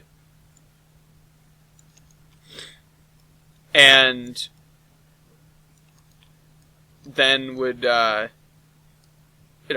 would lay out everything they wanted to build, know what they wanted to build. And so they would save all those assets to a pick list, and when we started, they would just bust out the assets that they already knew they were going to use, which I thought was super clever. It's totally not what... Trains was never intended to be a competitive medium. And so uh-oh, that's a crash tree. That is absolutely a crashing tree. So, that is indicative of the fact that we are going to crash. The Tree of Death. I got this area done, though. How far are we in? Okay, we got fewer than 10 minutes left in the episode. I think I'm going to come in here. Oh, you know what? I didn't actually finish doing the grass work over here. So we can't do here. We have to go somewhere else. So let's go up here. Let's fill in all this area here. So, this was the big ticket item for this week in terms of getting trees and grass done. We're basically just going to cover the whole thing because there's almost no reason not to. The thing that I will leave alone is the highway, because we didn't come and we didn't do, anything with it. We didn't do the grass along the edges of it like we should. Now, why should we do that? For the highway that's way in the back that nobody's going to see. Shut up, this is my route, I do what I want. Just kidding. It's a good point, and I think about that, but at the same time I'm like, yeah, but let's not slack off. Let's do what we came here to do and build a world. That's just me. I don't think I would dock anybody points if they didn't put grass next to their highway that's a mile away from the railroad track. I might use it as one of the reasons for giving fewer, but I wouldn't look at it and go, ooh, no, you can't do that. That's not good. I would go, well, they didn't fill in every single gap. Maybe that's the same thing. If you want to argue that's the same thing, I can believe that's the same thing. But it wouldn't weigh heavily. If you didn't have grass by the track, that would be a different story. But if you just don't have grass by your power poles running through the middle of nowhere, I don't think anybody is going to get worked up over that. I might make mention of it, because it is a review. I'm there to nitpick, but it wouldn't be a huge deal. So maybe I walk back my thing and I wouldn't dock points for it, but honestly, I probably wouldn't. I'd look at it and go, well, that could be better. It wouldn't net you a perfect score. I mean, if that's the difference between a 10 and a 9, I would probably let it slide. Or at least I could. Although I don't like giving 10s. Maybe if it was the difference between a 9 and an 8, I would let it slide. I like giving 9s. 9s are, you did damn near almost everything as perfectly as you can do it, but humans are fallible. So you missed one or two things, and that's okay. There is the idea of the teacher that will never give you a perfect score because humans are not perfect. You can have a nigh perfect route that if I can't pick out something wrong with it, then then you win. I don't know what else to say. And there are times where I've given a 10 on stuff. It's tough to do that on like creativity, but where especially if it's something like objective. If it's something objective like the content, like your content pack it had everything that I needed and it was simple to install and I just deleted that by accident. Oh no, I didn't. Then obviously you're going to get a 10 for that. There's almost no reason for me not to. I could say, well, you had to include a content pack, so therefore this is multiplayer compatible, blah blah blah. Really depends on what kind of mood I'm in at that point, I think. So I don't know. Route reviews are subjective. It's the way of the game. It's a review. I might dislike something that other people really like, or vice versa. I try to be as impartial as I can, but at the same time, I am a reviewer, so what am I supposed to do? Speaking of which, we are only a few weeks out from my route review. I think I mentioned this earlier. So if you would like your route to be reviewed, you can submit it to me on Discord, and you can get to the Discord via the Discord links, or the Discord link in the cargoes of any Terminus podcast. So, we're less than 10 minutes out here. 1 second, please.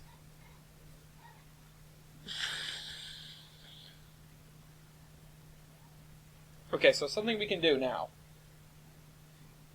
is go through here and delete all the trees that are in the river.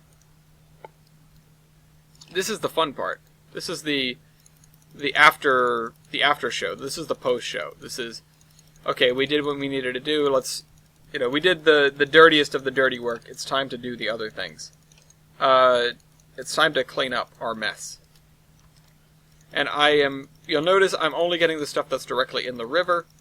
For the most part, everything else I'm going to be pushing back onto the banks and using for extra tree cover there. And a lot of this stuff I would use for extra tree cover if I cared enough. But we're pretty far from the track here. Maybe I'll do that up by the track. Like along the track. But still, I think I might just go through and I'll delete anything with the trunk on the track, and then other stuff will move out of the way. See, that is the kind of stuff. See, that ends up taking a lot more time when you're moving stuff than when you're deleting stuff. This is a spam clicking. When you're moving stuff, it's, alright, where's this going to go? Okay, it's going to go over there. But this one can fill in that hole, this one can fill in that hole, this one can fill in that hole. And, yeah, it's something that's doable and doesn't take all too long. But for so many trees, it's okay to have a couple of holes in your forest. Okay. I'm really just trying to get down to the river juncture here. And then we will work. We'll just get the stuff in the rivers here, because that stuff is relatively easy to forget about.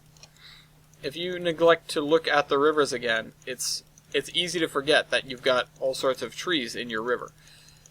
The tracks, that's harder to ignore.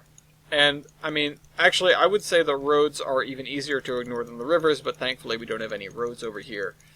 And I was thinking about something like that, but I think I'm just going to ignore it for now, because... Again, I know I fall back on this a lot, but it's the 50s, the road network was not as prevalent, and certainly not as paved. We are in the situation where we would be looking at the birth of the interstate very soon, and some of the first interstate construction might be happening, and I do have plans for a couple of interstates, or at least one interstate-looking highway on the map, but it's not going to be as big as it is today, of course. We are on the transition era, of course. We are beginning the age of the automobile and the age of the internal combustion engine overall. Okay, so also this area I think I needed to clear some of it. I really need to take a harder look at that. So move this back, move this back. This may be maybe one of the first areas where we have gone whole hog when it comes to putting in the shrub splines.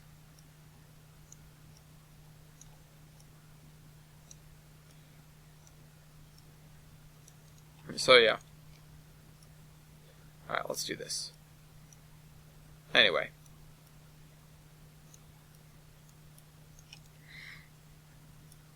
There we go. Put that in there, put that in there. Put that in there, put that in there. Yeah, I want to make sure there's enough room for the power lines, or the telegraph wires, to squeeze through here. That's kind of a difficult thing, because it's kind of tough to see them, honestly. I'm not sure how you guys are faring, but I'm having a kind of difficult time. You know, they're like 1 or 2 pixels wide in places. You guys, maybe it's blown up a little bit on your screen, because I'm in windowed mode over here. I always play in windowed so that it's 1280 by 720, because I can't do 1080 on this screen. So 1600 by 900, I believe, on this screen. So, not quite 1080. I mean, I could record in that, but it would look worse. It would look worse than it does now at 720, because at least it's true 720. I'm not having to scale it to put it on YouTube or anything like that, and I'm not having to scale it when it comes out of the the camera and goes into the video processor. It's all 720 all the time. I'll move these guys back a little bit. Let's move these guys out of the way. See, the wires, though, they're narrow enough that it almost always makes sense to just move the trees.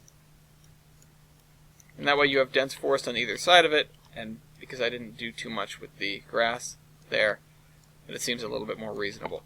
Right, we've got 2 minutes. Let's just go up the track and delete everything with the trunk on the track, just to slim down on the number of trees that we need to move.